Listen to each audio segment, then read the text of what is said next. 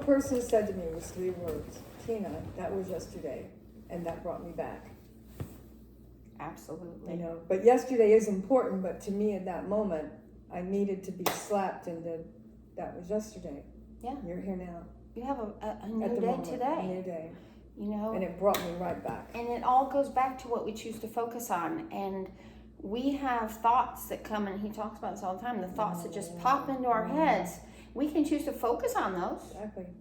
Which causes anxiety, stress, frustration, annoyance. Disease. Holding stuff in holds disease. I experienced that. That's why I so am free with allowing my feelings and tears. And if I have to say something, I don't hold it in anymore, because I've experienced what holding it in and trying to make somebody else happy does to my body. And I'm not willing to do that anymore. I am here to be free, to explore everything that comes my way, and to be grateful for everything that comes my way, whether it be good, bad, or indifferent, you know, and to not judge other people for the choices that they make based on their life, because again, they're doing the best they can. And there was something that happened many years ago, and it caused a complete shift in my life. I had something said that shifted everything, and I used to be very negative and critical, and that was the way my mind worked.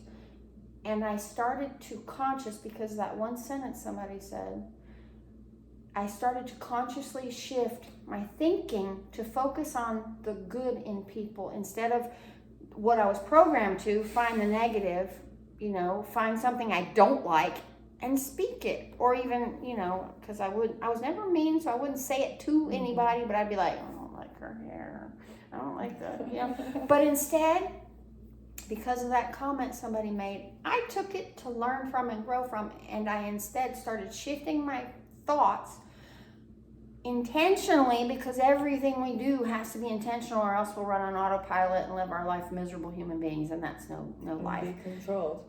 So I started shifting to, okay, what's good about that person? And I would verbally say it to reinforce, retrain my brain. And now, you know, he talks about these negative thoughts. I don't have those.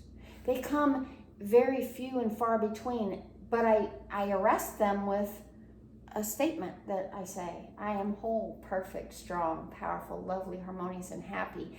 And that has become my normal. And that has transformed. You know, I've been focusing on the shift for over a decade now of retraining my brain, because I didn't want to become like my mother. Right. And I saw myself becoming like my mother. And I see the battle that she has in her head, and I don't want that for myself. So I had to make a deliberate, intentional effort to practice every day finding the good in all situations. If it's raining, I'm so freaking happy it's raining, because the grass needs rain, and the ponds are down, and we need rain. If it's windy, it's clearing the trees. It's getting those dead leaves off. It's clearing the moss off the trees. It's helping everything. You know, if it's cold, that just makes me realize I'm grateful when it's warm. You know, but I have no control over the weather. No. Nobody has any control over the weather. So why do we bitch about the weather? You don't have no control over traffic. Why do we bitch about the traffic? All it does is steal our joy. And as a being of light and joy and love, I don't want to burden my soul and this body with thoughts of that shit that I have no control over. I'm trying to learn to just observe. And there's things, like you said, that have to come up. And you know, when I feel something in my heart, like I said, I just had a very difficult conversation with somebody I love dearly, because I was feeling something come up that I needed to deal with, and it was sitting. So I was able to have that conversation without placing blame, without being a victim, without you're not doing this, blah, blah, blah. Instead, I was sharing what I need as a human, how I need to continue to grow, and how I'm going to continue to grow with or without you. So you're an open vessel of compassion. Yes, because my intention is to never hurt anybody, but in that, I'm also not willing to hurt myself like I have in the past by not hurting somebody, by not saying anything. Oh, I don't want to upset them. No, because Casey has developed cancer twice because I've been a people pleaser, and I'm not doing it anymore. I have grown my wings. I have been set free. I'm a big bird, and I've been flying, and I'll be damned if I'm going to be put back in a cage and clipped because it makes somebody uncomfortable. And giving, because I've been a giver and caregiver all my life, giving, it just drains you, and then you don't refill. And that's what, it didn't help me. I did a lot of good things and helped a lot of people, but I've never transcended or moved to a better place. So the giving didn't help me. But it did. I know. I learned things through it. I know that. I learned things through it. It's taught you compassion. Yes, and empathy. And grace. Exactly. And understanding. But in those things, have you learned that you need to be full? You need to take care of you. You need to care for you above and beyond everybody else. And when you're full, out of your fullness, will you be able to give? Yes. And I'm in a place right now where I am not allowing anything to take my energy, or I'm in a place of I got to take care of me first. Yes. Some people call that selfish. No, I call it self-full because I'm full, I'm able to help others. Because I'm full, I don't feel regret when I help somebody. I feel joy. There you go. And those feelings are what propel me to continue. If I felt resentful because I helped somebody, I wasn't supposed to help them. Yeah, people pleasers oftentimes their seeming selflessness is really coming from a place of insecurity and needing approval and needing validation that you're worthy or you're of value because you're able to help someone, or it often, I mean, it's just usually like a reflection of a relationship we had in our childhood that we're just playing out over and over and over again. It's not even like we're consciously wanting to do it. And like you said, if you feel would you say when you help someone and you feel resentment? Yeah, exactly. I've totally been in that situation. I'm totally a people pleaser too, or was a people pleaser. And it's so toxic. It just makes you feel sick. It doesn't refill your spirit. Yeah. And now I realize that I've got to refill my spirit and myself. I can't just keep giving. I have to.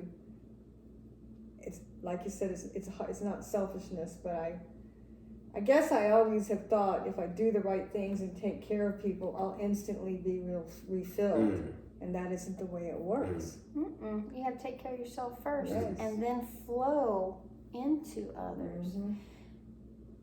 Otherwise, you will be empty, and you'll run out of things to give. You have to refill. Yeah. Because love is naturally overflowing. If you're in a high emotional state, if you're in a state of love, like self-love, and you're rooted in that, you're just going to cheer everyone up. You're going to be the life of the party. You're going to be like a light bulb that's just making everyone feel good. And you don't even need to really extend yourself that much, because people will be coming to you and it'll just be natural. It'll be a natural flowing. There's no... That's what I need to work on. It's like the giving and receiving become one. There's no depleting or taking or gaining. It's like you're connected to an infinite source of energy. There's absolutely no lack. And every time you give, it charges you up. Yes. When we first love ourselves, we can be free to love others. But if we are depriving ourselves because we have to help somebody else, we become, what's the words? We can't give what we aren't. And if we don't love ourselves, the relationships that we have are going to be people that don't love themselves, so we can give an opportunity again to show love.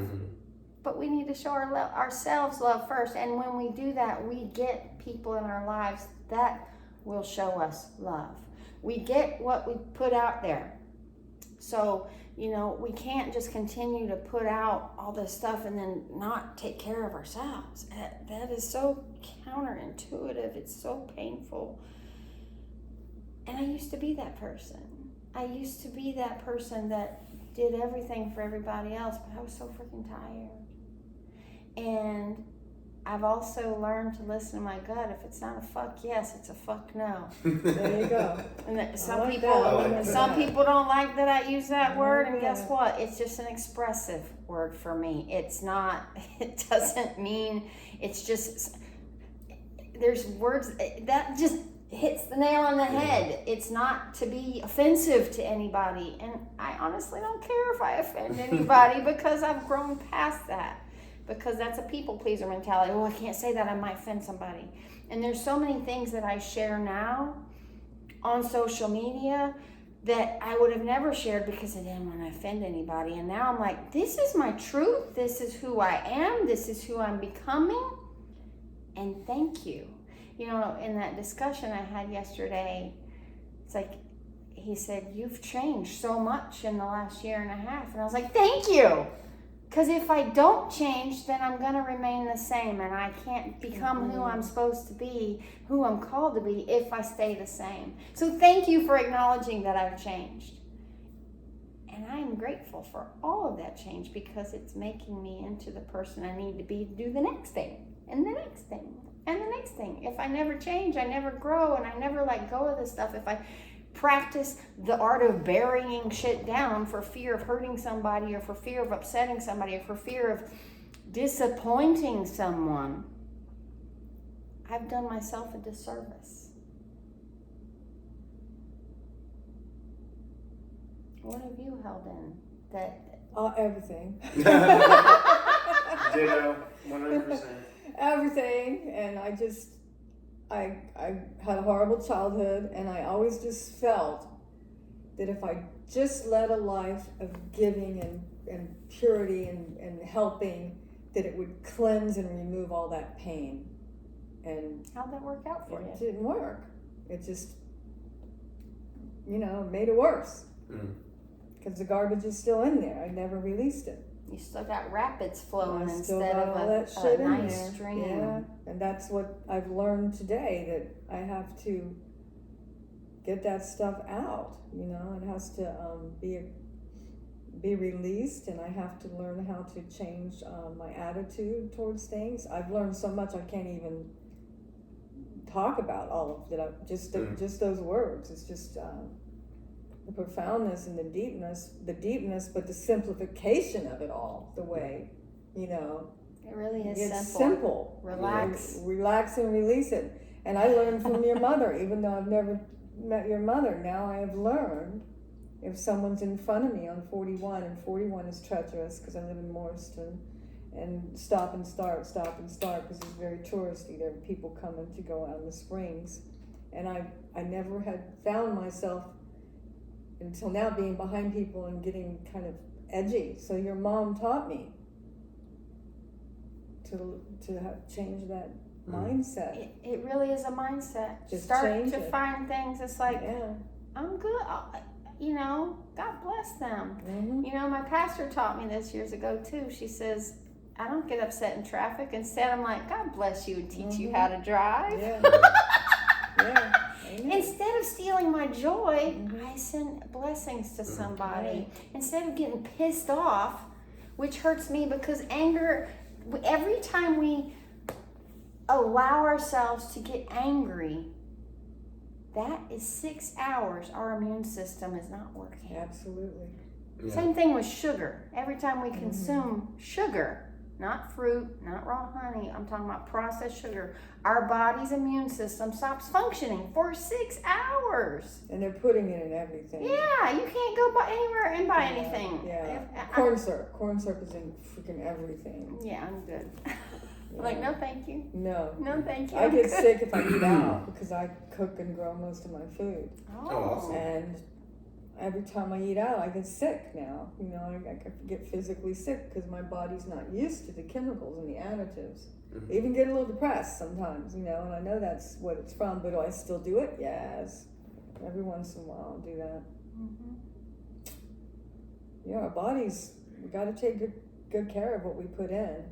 We are what we eat. We are what we eat. You know, so many people expect Twinkies to keep them healthy, and I'm like, yeah, no, that our body's not made to process fake chemicals. It's a natural body. Why would we think that something man-made could help us? Same thing with pharma.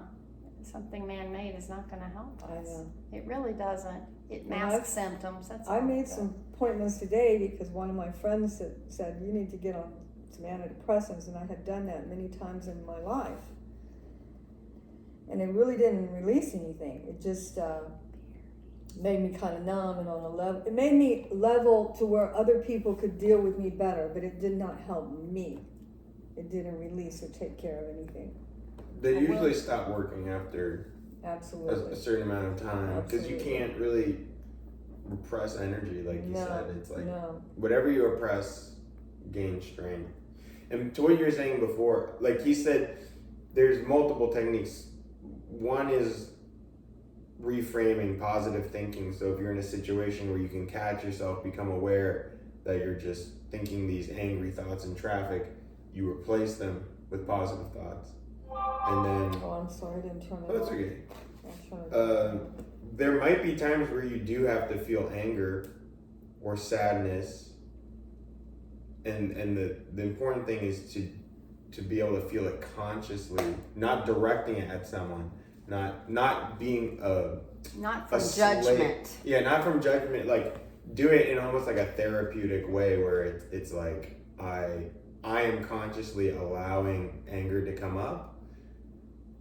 Or like tears to come up, allowing myself to cry and release it, but you're doing it in a way where it's almost like you're a parent there with you, with a child, the inner child that needs to feel something. You're also a parent for yourself to allow yourself to express it in a safe way and observe it, you know, so you're not, oh, I'm not the anger, but it's in the body and it needs to come out. Because if I don't let it come up, it's gonna come up, it's gonna build up, and then just explode on somebody. That's why we can't stuff our feelings. If something, in one of the books I've read, anger is not a natural response to anything. Anger is nothing more than trapped emotion that has been triggered. And when we realize that and become aware, it's like, oh, why am I feeling angry? What is this? And just allow it and just observe it. You don't even have to act on it. Just allow it. Get your journal out. Write what it is. You know, whatever. You know. Or you could exercise or do something physical where you're kind of like, you're using that energy but in a productive way. You know, like it's getting burned off somehow. I think that's what a lot of guys end up doing too. A lot of people that go to the gym, though they're probably not very aware of. Well, moving our body movement is so important. As from somebody who has fought it my whole life, I don't exercise. For many years, I sat at a desk and I didn't exercise. And I didn't think I needed to. I was thin. I was healthy. I ate fried food and coffee all day. I was healthy. And now, the freer I feel and the bigger my wings get, I've started to run. I'm still running. Awesome. I still run every day. Congrats. And now I'm running like a whole lap and a half. And I'm like, who am I? Who am I? This is so amazing. And my goal is to not be who I was yesterday. I'm not trying to beat you. I'm not trying to be Miss Spiritual. I'm trying to be better than I was yesterday. I'm trying to overcome the situations in a positive light, because everybody's got shit. It's called situations. It's not your life. And when we identify, see, and this is something, our mouth is so powerful. The tongue cannot be tamed, but we can change our thoughts, which change our words. When we consciously choose to find the good in every situation, we start to feel that peace instead of that anxiousness. We have to consciously make decisions to be at peace. And that's not saying to keep stuff in, to keep people happy. No. We have to allow everything to come up. And before you know it, because you've gotten rid of so much of the other crap, you're going to start to have moments of gratitude that just come up. Allow it. You feel your heart expanding. That's our heart chakra, and our energy just, you can feel it. That's why it feels so big and unobtrusive. It's just, that is the field that we need to stay in and practice staying in and practice finding things to be grateful for, i.e. the weather, i.e. traffic. Great examples. If we can be grateful for the weather and traffic, those are just perfect examples, because those are things that we all experience every day. Can't change either one of them, but we can change our response and our reaction to it. And if we take those two things that we all experience every day and put it on the experiences that we've had in life as they come up, because we're not going to go digging for stuff. I mean, are you going to go digging for shit that happened in your past? No, but when it comes up, what is this teaching me?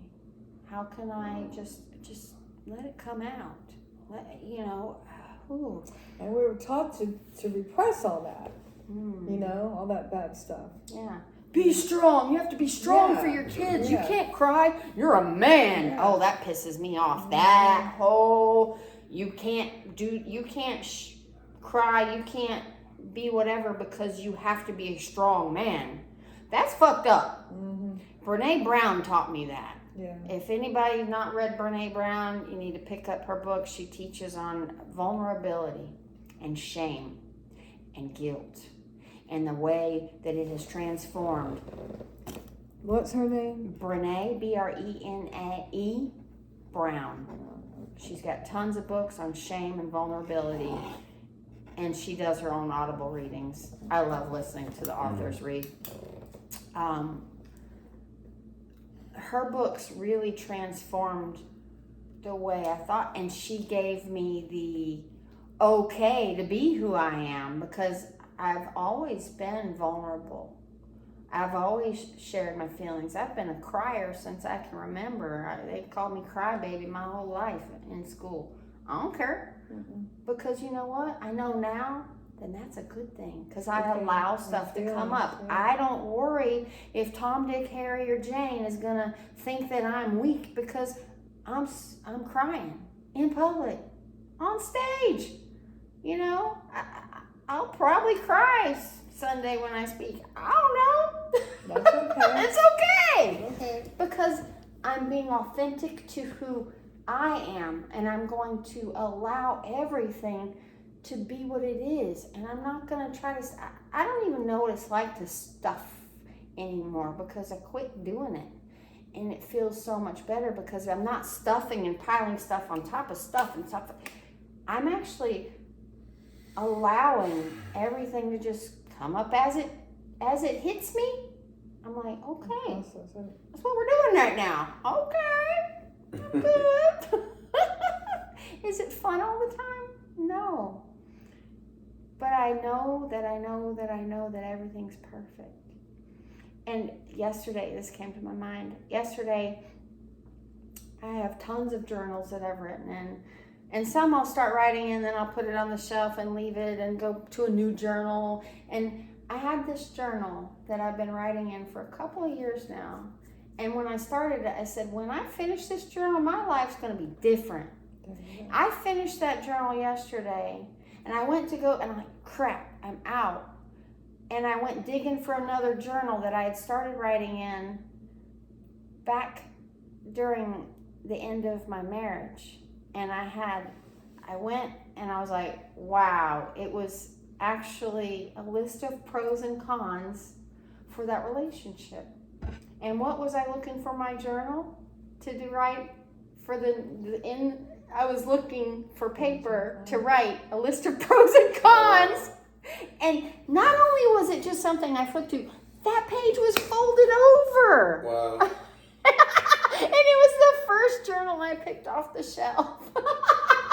Everything's perfect. Everything's divine. Everything is absolutely going splendidly. And when we have that knowledge and we look at it from up here, that is such a powerful feeling. Knowing we don't need to change anything. Yeah, there's work we have to do. Yeah, there's things that come into our experience. There's opportunities that we need to take action on.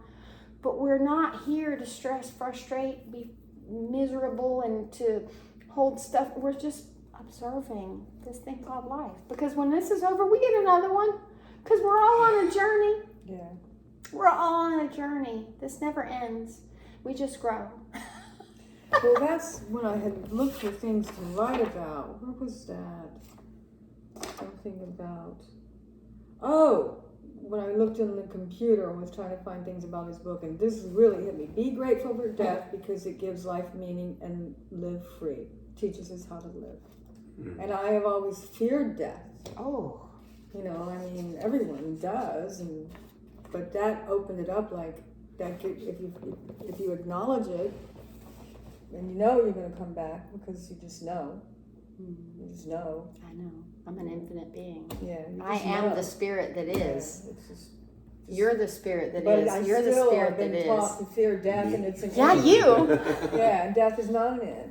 No, death is just and a transition. Worry about it. It's just it's a transition. It's just like going to sleep at night. You know, it's a cycle. Yeah. Cycles of day and night, birth and death. It's just a part of it. But you're evolving. Your spirit is evolving through it. So. And that's what it is. Our spirit's evolving to the next step. Yeah. The next thing that's going to be a lesson for us to learn the lessons that we need to learn in that lifetime. And I went to a conference this last weekend put on by Hay House, and that in itself was a blessing. My sister gave me the ticket. I was blown away. I met... That's good. It's a good thing. Let it out. It's a good tears of joy. Yeah. So grateful. I met so many amazing people. Yeah. But apparently I reached the next level of something else I'm supposed to learn, because I stood in line for... Hay House is a publisher, and they publish a lot of spiritual books, natural things, blah, blah, blah. And they had authors that have new books coming out, and they were doing book signings for 30-minute periods, and there was usually in between sessions, and there was lines. I got there one day, and there was a lady that had just put a book out, and I don't even remember her name, but I was the next one in line, and she had one book left. For you. Wow. That book was on the power of past life regression. And not only did she see that, she wrote in the book, but she saw me, and she's like, we've been through many lives together. We will do many things together in this life.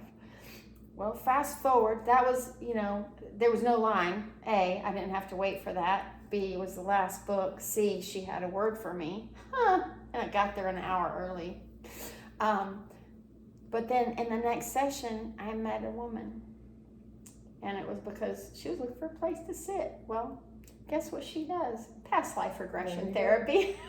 We ended up spending that session together, which was incredibly powerful. And then we spent the rest of the afternoon and dinner. I didn't even leave Tampa till 9:30 that night.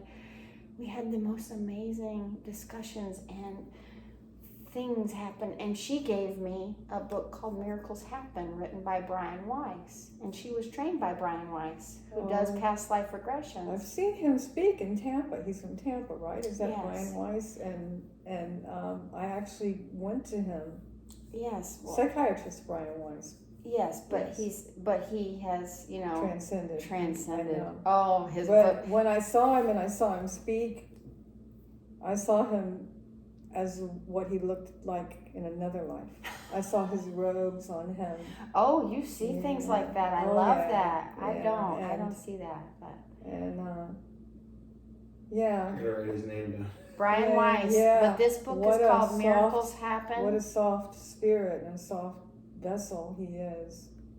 And what he came from. He has so many degrees. He got it from Yale and Cambridge and this and that, and he was as analytical as they come.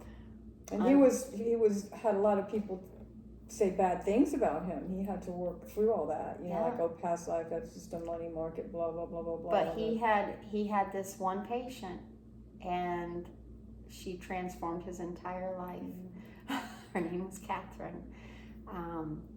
And she transformed his entire life just by being and sharing her story. And then he experienced his own stuff. And wow, that book is mind-blowing to me, because as a graduated Christian, I think that was my first step in this life. I had to get an understanding of truth. And now I'm able to evolve past that. And I was always taught that, this is the only life, and heaven or hell. No, heaven and hell is on this plane. Yeah. It is not a place that we go to, and hell is not even really a place. And we are really just, we're able to, through vibration, be in heaven or hell. Doubt, fear, and anxiety, and stress, and frustration, or love, peace, and joy. That's heaven and hell, right here on this earth. And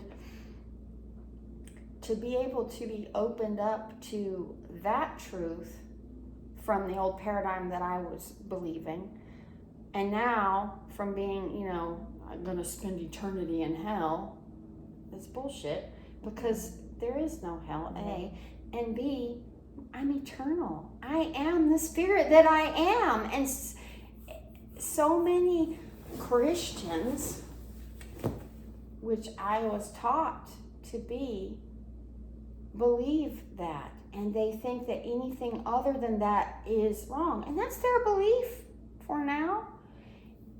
But I've been opened up to such another world by being open-minded to allow something other than my beliefs to make me think, critically think. Okay, these people have had experiences, just like I've had experiences that people don't understand or can't explain. Until you experience something, it's not real. And some of us need to experience these things to realize that they're real. And the concept of infinity is just such a pure concept, because it takes all those limits of time away. There's no limits. And Christianity, I hate to say that, but most of it I'm reformed. Perpetuates a beginning and an end, and there really is no beginning or an end. No. And mathematically, it's no proven. It's proven there's no beginning and end. I always knew there were other planets and other beings and things. I just always knew that. I mean, why would it not be? They're on this But I planet got blocked into that thinking, so it took away the spiritual knowledge I was born with. And changed it into something beginning and end, because there's no beginning and end. No, there is. It's just none. a big circle, and it's all. But it's hard for us to grasp. Yeah. Because we saw a beginning and end. But when you realize it's infinity, it's just such a. I can't even take the word. It just clears everything up, and I've never had that fear, but I don't know why there has to be that concept, because mathematically it's infinity. Mathematics and physics, it's all proven it. It's proven. But we didn't have to prove it anyway, because... But man did. Yeah. Man had to find out for their own ego. And that's not a good concept. Yeah. So. One big question a lot of Christians have is just if you only get one life, why would God create some people in a situation where they're abused and then Right. die when they're a child. Right. They never had a chance to even know Jesus. Mm-mm. So what a cruel God, right? Right. But, and it, you know, the law of karma kind of explains that, because the law of karma is complete fairness. It's just, you do something, there's a reaction. Exactly. It's just, that's Absolutely. it. There's no moralism to it. There's no guilt necessary. You don't need to think in good and bad. It's just, there's actions and results. Mm-hmm. Absolutely. Doesn't mean we want to do bad things, because we know that you'll get a result and then you will be in a hellish state of mind, which a lot of us are. A lot of us get to experience that, but then it allows us, it has its purpose. It allows us to see, oh wow, this is something I really don't want to be in. So let me have the motivation to find truth, to find a new way of seeing things, a new way of living, so that I can, you know, live in heaven, basically. On this earth plane right now, because that's all we have. Yeah, and if you can't do it in this lifetime fully, it's okay. That's the nice thing about the eternality of the soul. It's like it's not this insane pressure, you know. It's like to achieve everything right now. Pressure, yeah. It's like there is no guilt and shame. Yeah. And in death, you don't lose the people that you love, because you know they're going to be there. They come back because you already feel that you knew them before they were born. You know, because we're souls, not people. Yeah. I've said that for Being a long light. time. I'm a soul, not a person. That's what I've been told I am, that I'm a person, but I am a soul. Mm-hmm. And this just happens to be the vessel that I get to experience this plane on. Yeah. And that might offend a lot of people, but that's where they are. And my intention with this is not to offend anybody. And the people that are supposed to hear this will. And the people that are supposed to stumble across this discussion will. And hopefully that the people that it touches, it changes their life. You know, because this is such a profound topic, yet it is so Well, my life has been changed just in an hour. You know, and all that money I spent on therapy and medication and this and that and the other and books. Oh my gosh! So thank you. You're welcome. Thank you. I just love talking about this. Which is why I have the groups that I have. I want to talk about the shit that nobody talks about. It's taboo to talk about. No, I'm going to talk about it. I'm going to put it on speaker. I'm going to be loud. And I'm not going to stop. Or address it, release it. And I'm going to be a child. I'm going to be a permanent 5-year-old in an adult body. And I've been told by a child once. She came up to me a few weeks ago and she's like, "You're like a kid, but you're in an adult body." And I was like, "Thank you." And I'm going to continue. And I'm going to be that person that finds joy in everything and stop and talk to strangers. I stopped and talked to somebody in the grocery store yesterday who had she had boxes of banana pudding and vanilla wafers. I was like, "Oh, I'm coming to your house." Yeah. She's like, "You know you ain't coming to my house." I said, "Watch me." That's so funny. I love being it. a child, though, but being an open vessel. Being an open vessel to spread light, love, and joy to everybody that I come in contact with, because that's my purpose. And so, sorry to interrupt, but like you being so in touch with your inner child, has that come through the years of doing this work? Like you haven't always been this open. Like 15 years ago or something, you might not describe yourself the same way. No, right? If you go back 15 years, I have Facebook as my witness and my proof that I've changed. My journals, I can go back and see the things that I used to write and the things I used to say. I was very negative. I was very critical. I'd complain about the freaking weather. I would be worried about what people thought of me. Do I look okay? I needed people's validation. I needed my relationship to complete me. I needed not to offend anybody. I wanted to make everybody happy, make everybody like me. I'm sorry, you could be the damn juiciest peach on the planet and somebody ain't gonna like you, and that's okay. It has taken time. And I'm thankful for that. Like I said, I've allowed my clipped wings to grow back, and I don't intend to ever clip them again because I love flying. I love being me, and I'm not going to be caged. No. And I don't encourage anybody to allow caging. Caging is a criminal behavior as far as I'm concerned. It stops us from becoming who we are. But we, I've even, I was raised by a very conservative Republican family. My mom still is addicted to Fox News. And I used to be that way. And now I'm realizing that the left and the right are both on the same bird. Absolutely. And my boyfriend put it yesterday. He's like, you've changed. When I met you, you were very conservative, and now I see you having a lot of liberal tendencies. And I'm like, I'll probably always vote conservative, but I'm not, because there's just a lot of corruption and stuff and everything.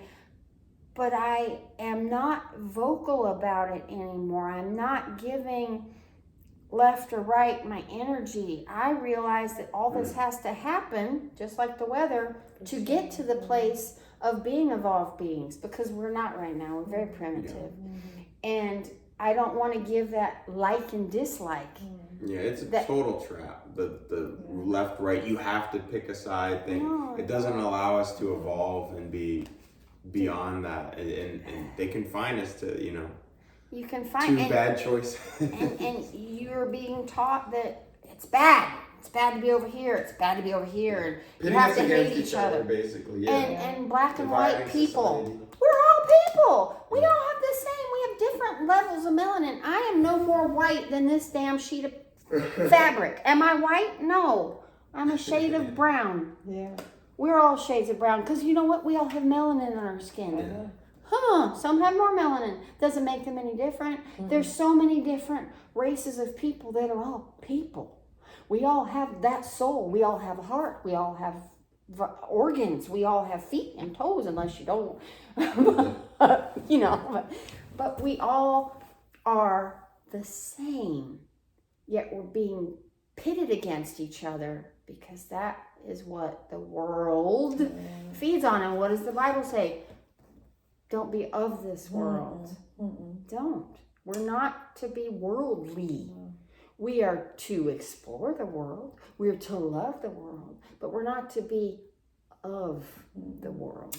That's why when I moved here about 9 weeks ago, all kinds of people offered to buy me a TV. I do not have a TV. Good for you. And my path has started, it's just totally different, and I do other things with my time, and I have to work, of course. I had to get a job that I start in a few weeks, but what a change that made, and I do not miss it. I don't know if I'll ever have one again. And bravo. I'm okay. I feel very complete. I'm a crafter. And because I don't have that TV, I'm doing things that I never did before to fill the time, and I'm making things out of things that don't cost anything, because I have a low budget. So I've learned how to, my mind is, even though I studied art, my mind never opened the way it's opened now, because I don't have the TV. And my whole day is, okay, what am I going to make today? Like this morning, I was looking at the big palmetto branches that grow outside where I'm renting, and I thought, I'm going to go clip and do some weaving with some palmettos. I've never done that before. Hey, but sounds awesome. I'm seeing things in nature, whereas I would always go buy the canvas and buy the paint. And you don't need to do that. Nature's a There's beautiful just gift. Nature gives it to you, and you find things and you make things out of other things, and there's no cost involved.